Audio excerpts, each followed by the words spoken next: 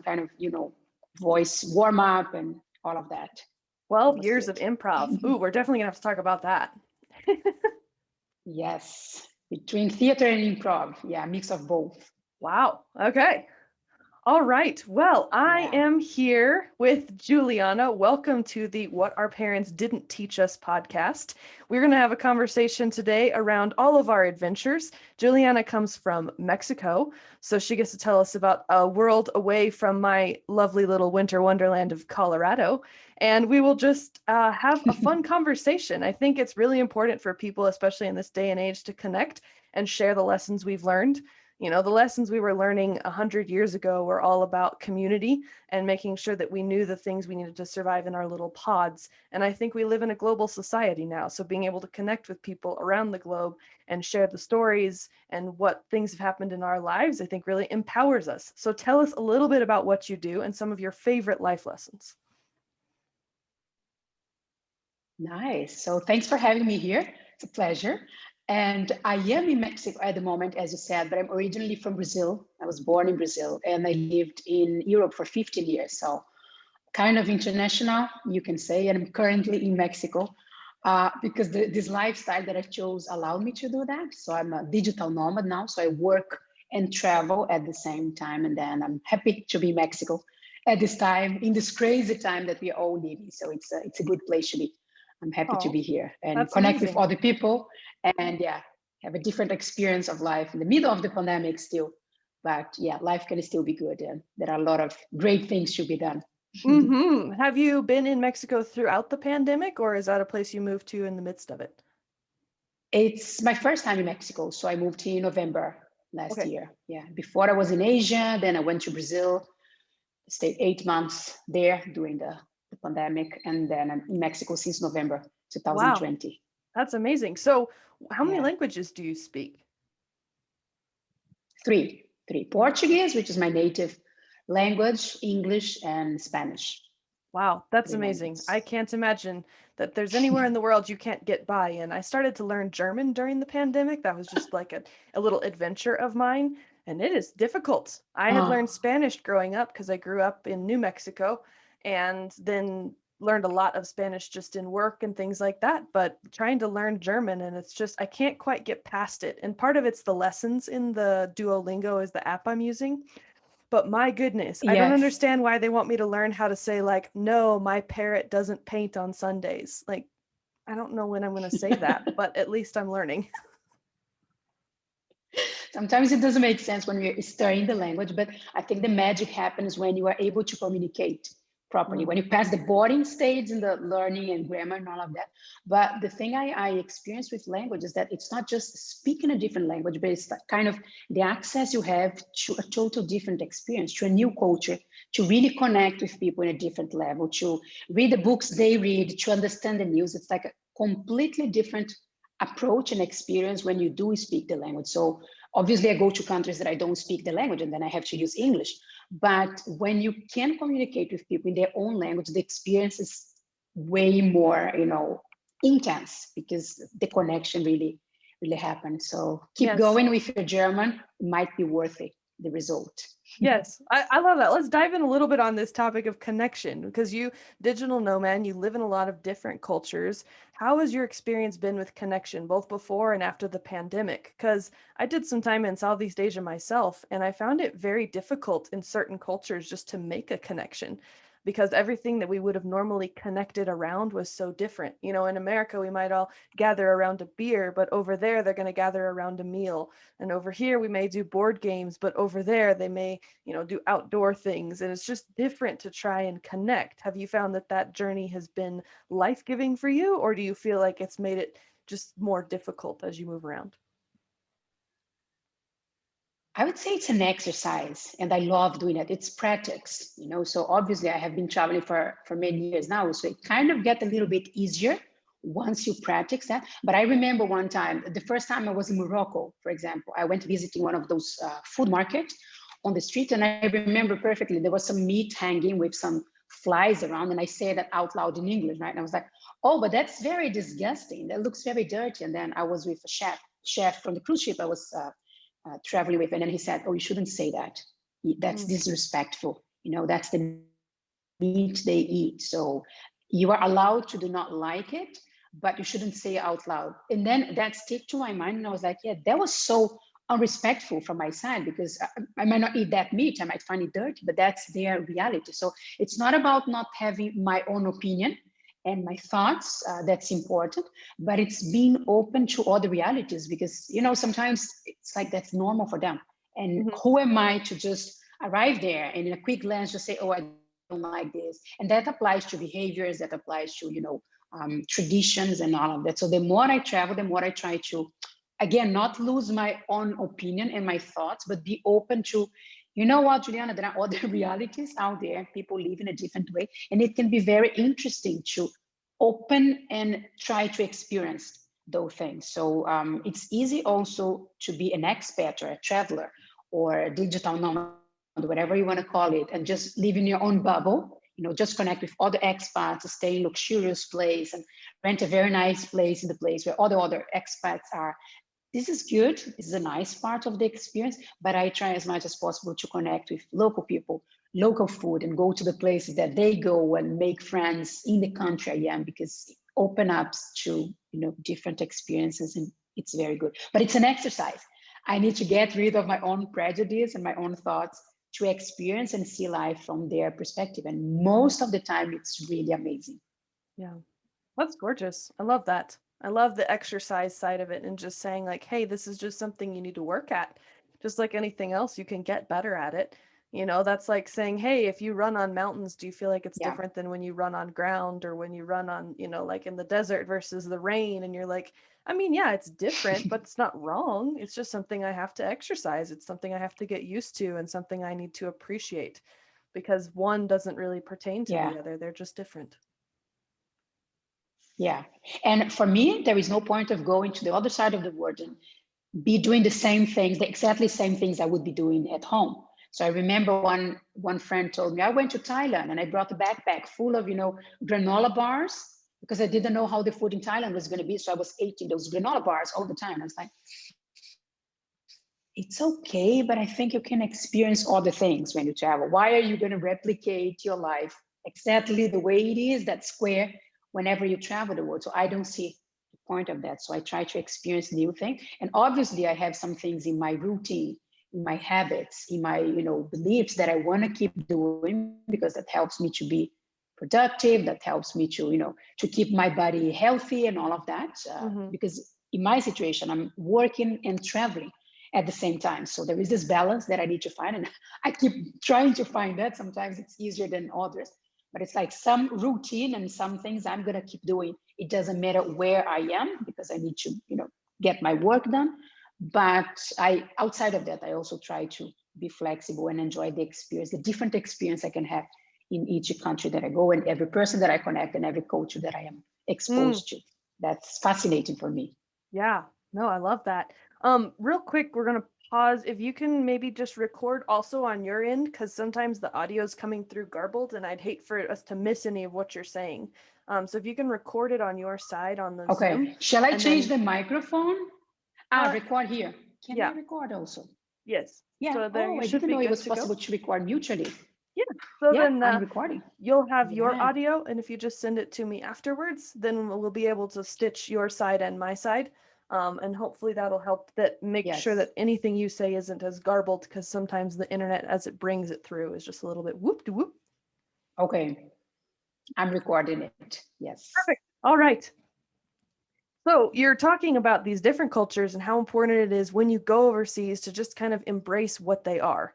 That's kind of like maybe if you think of cultures like adults groups and kids groups, if you went to a daycare versus if you went to a poker night with your friends, they are different. And what's the point of trying to play, poker with a bunch of 2-year-olds? And what's the point of trying to do lullabies with your poker group? Like you have to understand that these cultures are different and there's something beautiful about them. But in order to appreciate that, there is a certain amount that's letting go. So, how do you find the balance between the things that you really feel like you need to hold on to, like you said, the habits, which make us, who we are and help us to keep in that track of success, versus the things that aren't really important? Because I think a lot of us grow up with ideas, frozen perceptions, and all this other stuff around big parts of our life that come from our family of origin or our experiences, or more than likely our traumas in life. And so we get to adulthood, and then it's a question of how much of this is important to who I will be, and how much of it should I just let be who I was. So how do you find the balance in that? Yeah. Well, I'm still trying to find a balance. Sometimes it's easier, sometimes it's not that easy, but I think it has a lot to do with having clarity about what I want in my life now. And I say now because what I wanted, my goals, my career, professional, personal goals 10 years ago were very different than the goals I have at the moment, and probably will be very different than the ones I have in 5 years' time from now. So I think it's important to connect to what is important for me right now, which are the things I want to achieve, which is the lifestyle I want to have, which are my priorities. And then based on it, start building a life that makes sense to me and that is aligned to that. Because sometimes the decisions I want to make, they're almost opposite to what I was told from my parents or what my friends, back home chose to live their lives, or people around me, they also make different choices. So there's a lot of stimulation and possibilities out there. So I think being aligned with, okay, what is important for me? What do I really want to achieve? And why is that connect with my why also? And then based on it, to start taking decisions. Because otherwise it's easy to get lost into, oh, someone tells me to do something. The other person tells me that this is important, that I should be doing this, that I should be doing that. So we kind of, lose ourselves in the process. And then at the end of the day, it's like, it's this empty feeling because I'm not really doing what I want to do, what is meaningful to me, what is aligned to my values. So it's not about being selfish.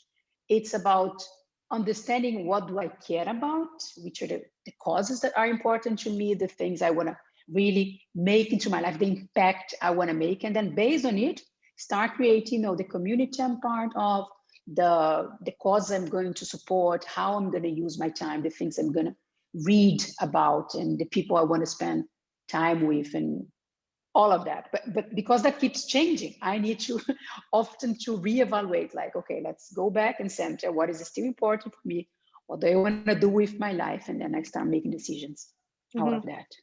Yeah, it does. I love that you said go back to your why. I talk all the time about going to a why and figuring out the core of what's really happening. So if you're just like, no, I can't eat that. Well, why?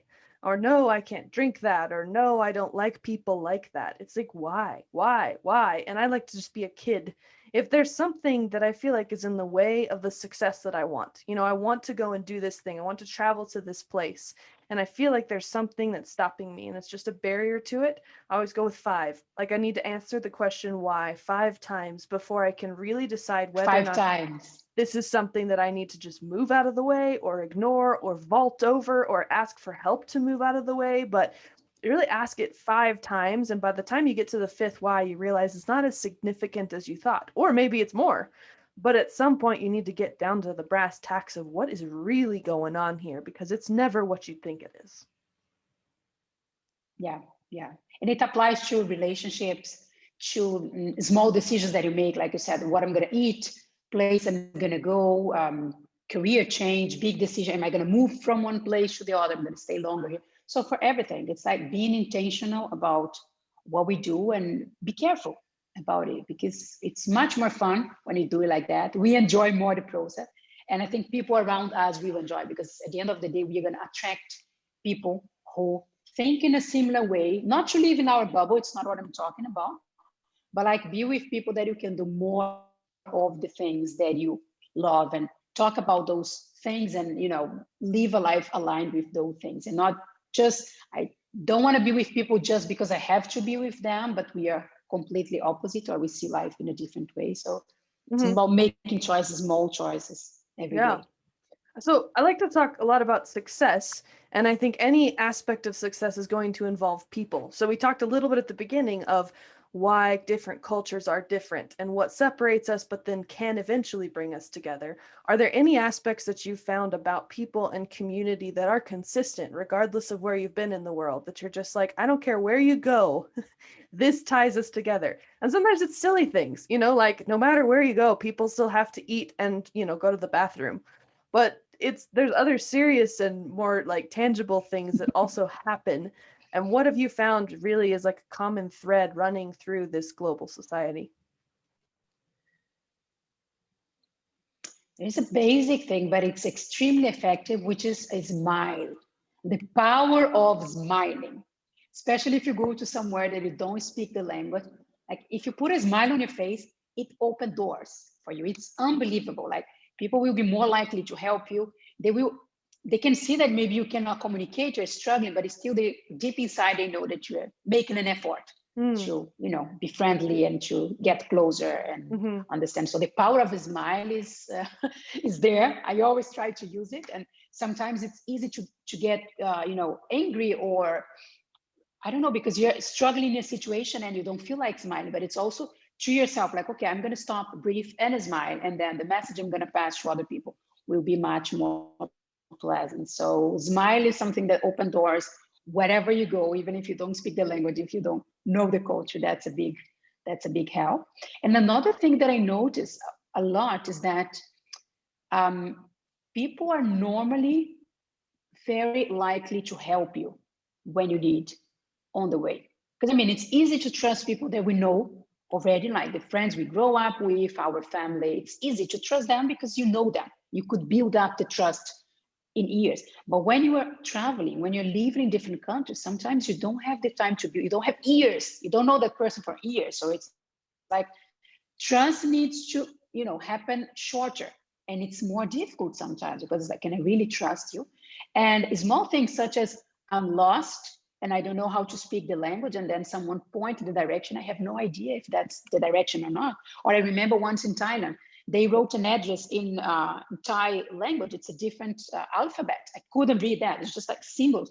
And then I was showing that to the bus driver, like I wanted to say, I'm going here, pointing the paper. But actually, I didn't know what was written on the paper. It could be anything. And I ended up in the right place. So it's about trust in those small things, but that can make a big difference. So my point is, people are very likely to help you in those situations more than we think, or more than I thought, at least. Maybe more people are open to it. But at the beginning, I was like, why strangers are going to help me? Why are they willing to, stop what they're doing and spend time with me if we barely met? If we, I'm on the street, I ask for an information, and why are they open to do it? So I don't know why. I think it's just because people help people. And I try to take it like, okay, if someone did a big thing to me and helped me, I keep that, okay, I'm going to help someone else. It's kind of a chain that we keep sharing with other people.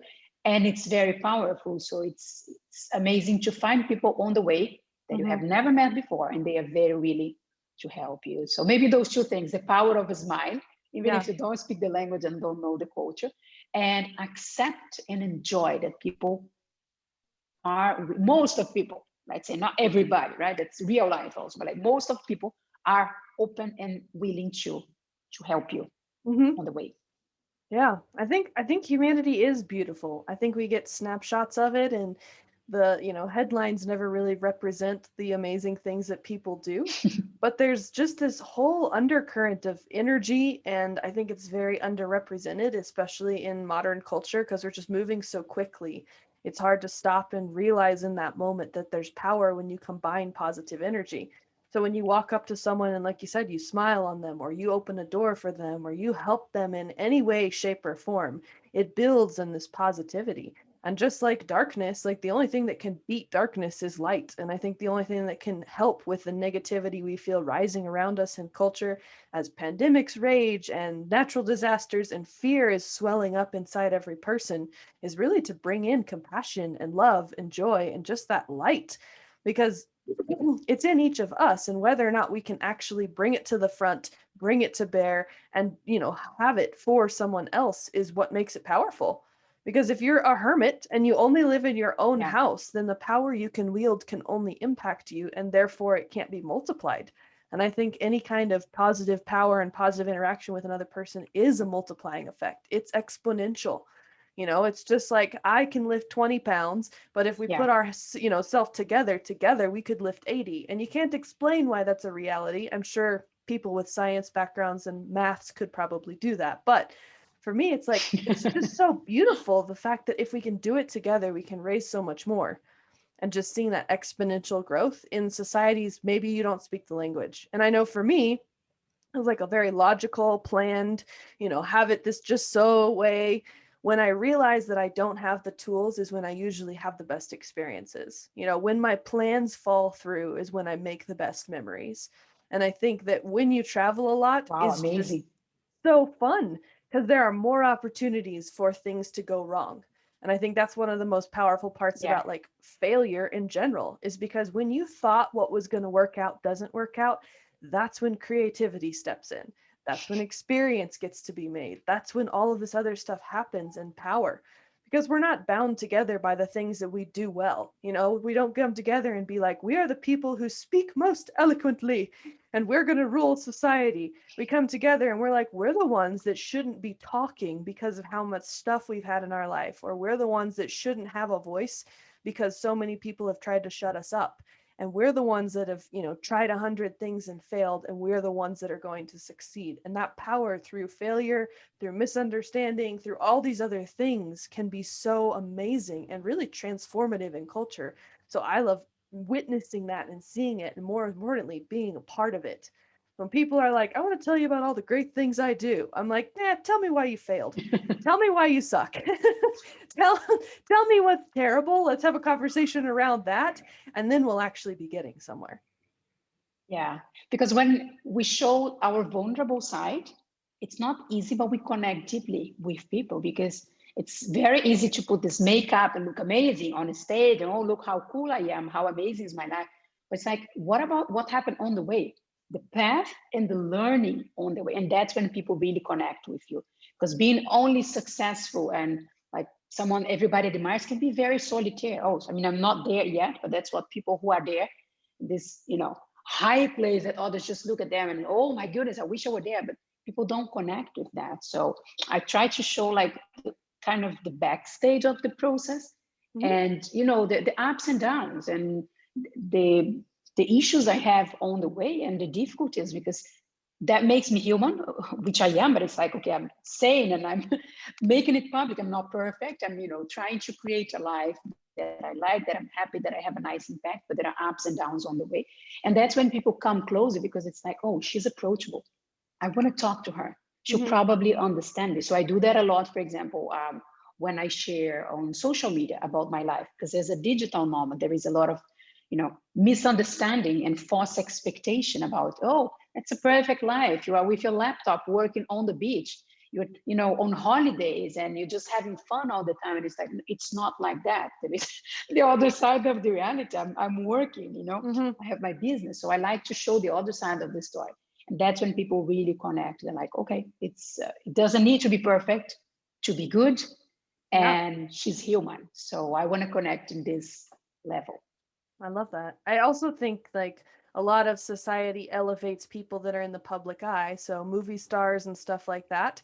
And the most like the reason tabloids are so successful is because people want to know who they really are.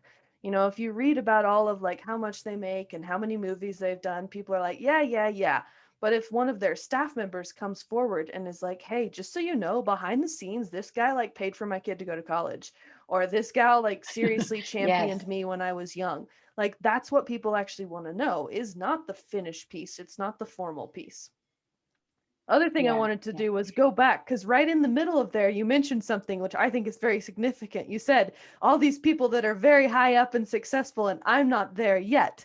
And I just don't know if that's true because I don't know, based on what you've said so far, that your goal is to be high up. It sounded to me like your goal and your passion was to go and live around the world and be a digital nomad, and you're doing that. So whether or not you're doing it better than someone else, I don't think is the question. I think the point is that you are successful and there are people that want to be as successful as you are. So really accepting and getting to like stand in and live in that should be a really positive experience for you because I think you are. And I've worked Yeah. with clients before who are like, oh, when I'm this, or when I'm, successful, when I'm happy, when I'm fulfilled, or all of this like future stuff. And if you sit down and you say, okay, what does success mean? What does completion mean? What does launching this product mean? A lot of times what you'll realize is that the check marks, okay, we need this, we need this, we need this, we need this, are already there. or most of them are. And I think it's only when we can accept our success that we can begin to move on to more success and greater success, because otherwise it's just a hamster wheel. You're like, as long as I run this fast, and you're like, Yes. but why do you want to run that fast? And how will you know when you've run that fast? And what are the metrics? And how are you measuring this?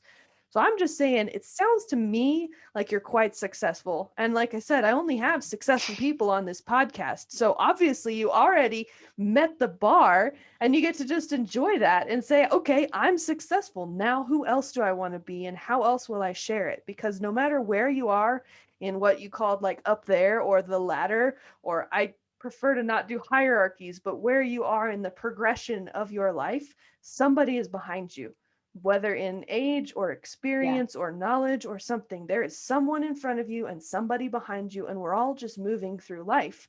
And if you can accept that you are further along than someone, then you can step into the power that you have to empower the one behind you, to reach a hand out when they stumble. And there are so many people that are behind you in the line, but until you're comfortable saying, hell yeah, I'm successful right freaking here, is when you can actually be able to reach back. Otherwise, we just stand at the front of the Yeah. line insisting that we haven't seen success or haven't made progress. And then we aren't empowered to help others that really do need us. And then we never celebrate, because if there is always this feeling that there is something missing, we don't celebrate the achievements. And I totally agree with you. What I said that I don't see myself is like this solitaire leader reference far away from others, just like in a pedestal. And then others are behind. That's how I don't feel myself. But yeah, I'm very successful if I compare myself with the previous Juliana before, Yeah. and the things I wanted to achieve and the journey that I followed. So I have a lot of diaries, from previous years, like doing a lot of journaling. So from time to time, I read them. Mm-hmm. And it's so interesting to see first how my goals changed, like the things I wanted completely changed on the way. And also the things I wanted, let's say from 10 years ago, the things I wanted are not the same ones I wanted now. And the things I wanted like 2, 3 years ago that I was actively working to achieve them, I achieved them. So it's amazing. And it's a feeling that, okay, I can keep improving my life. There is a bit of this, I can keep improving it. There are small twists I can do, and, to enjoy more, to do more of what I like, to have more impact in other people's, to expand my knowledge, to share more. So there is always, for me at least, a bit of, I want to keep improving. I'm not there yet, like there, I'm done. That's it. Life is perfect now, because it's not like that. And my motivation also keep changing. So I hear Mm-hmm. about new things. I meet new people. There are new things I want to do. So there's always a little bit more that I can do. But yeah, when I look back, I'm happy to see the progression I have done. And this feeling of I created Mm-hmm. the life I have. It was not just what, I don't know, my family expected from me or my friends did. And the easiest path to take was a bit disruptive, the choices I made towards my Yeah. life and my career. And I'm proud of that because it makes sense to me. So I'm very happy to be where I am. And I still have goals and challenges that motivate me to keep going. Sure. I think maybe if we think of life, I love metaphors. So if we think of life and success and journey and career and all these things less like a mountain that some people get to the top and that's all you can do, maybe it's more like a theme park where it's like, hey, I've ridden, 8 of the 10 rides, or maybe I've ridden all the rides, but I haven't ridden them 10 times each. Maybe I haven't ridden them with my eyes open the whole way, or maybe I haven't ridden them without screaming the whole way. But there's just different milestones. And just because you're there and just because you've done and, ridden a couple of rides doesn't change the effect that writing it again could be even more powerful, or that people are there writing it for the first time and their experience and your experience, they're just not related. You can't just walk around the theme park being like, don't get on that ride, it's scary. Because for them, it could be exhilarating. And you just need to let people start to live and accept that we're here for the experience. We're here for the rides. We're here for the stories. We're here for the memories. We're not here just to, say like, okay, check, check, check, check, check. Now I'm successful and I can leave the theme park. You want a theme park where you basically get to the end of the day and they True. start to kick you out and you're like, oh shoot, I was still having fun. And that's the kind of like life and death that I kind of want to lead. When it's time for me to leave this earth and do whatever happens next in my, spirit's journey, I'm just like, you know what? I don't want to leave. I'm having a great time. And whether I am 40 years old or I am 140 years old, I don't care. But at that moment, I just want to be like, all right. I mean, I had a great time. It's a bummer to leave, but at least we had the memories. Yeah, and it's much more fun when we are with other people, right? Going to the park alone, it's not that fun. It's nice to be able to share, to hear the people screaming, to talk about the experience once they come to you, to have a nice film together. So when we do the journey together, even if everyone is going their own rhythm and speed, it's fun to do that together. So back to what you mentioned about the community and all of that, that's extremely powerful, and life is more fun when we are with people around Yes. and connecting with them. There was really funny during the pandemic when Disneyland started to reopen, they put out a commercial that was like, welcome back, because they had to shut everything down. So they had this commercial that was supposed to be like, welcome back, we're ready for you. And it actually went viral on Twitter because people made it into a horror movie, because it was so creepy to see Disneyland completely empty and just this guy in a mask like wiping down rails and this other guy in a mask sweeping the streets, and you're just like, that is scary stuff. Nobody wants to think of Disneyland empty. Like, people just go so yes, I think we are absolutely meant to be there with other people, because I would not go even if someone offered me a free ticket. There's no way I would go to one of those places on my own. The magic's It's gone. not fun. The joy's gone, the light, the laughter, the screaming. You want it all in order to really enjoy it. Yeah. And I think it's also fine to change the people that go with us on the way. So in some periods of our life, you have some friends, you're very close to some people because for different reasons, you're studying together, you live close by, you are, working on the same project, whatever. And then at some point, it's okay if those, paths separate a bit, and then you're going to meet other people. So it's having this flexibility and understand that you change, I change, people change. So we're going to be connected closely certain periods of time, and another time you're going to open up to meet other people. That's also interesting. Yes. Yeah. It's a beautiful journey. I love it. All right. Well, I think we'll probably wrap it up there.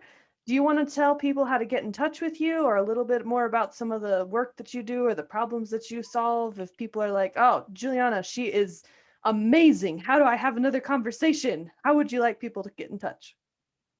Okay, good. So what I'm doing now is helping people to land remote jobs faster. So I'm working as a career coach, and I love doing that because I bring my recruiter background and my psychology background, all of that, to help people to live the life they want, to live their dream. And a remote job can help you to not only work, but have a job and a career that is aligned with the things you love, the things you want to do more, where you want to live. So it's all connected to what I mentioned before. I believe that work is an important pillar in life. It's an important part, but it's not all of that. It's not necessarily the most important, but I want to help people to fix that part so all the other aspects will be more smooth. So you can find me on LinkedIn, on my website. You just search for Juliana Rabbi. It's Rabbi.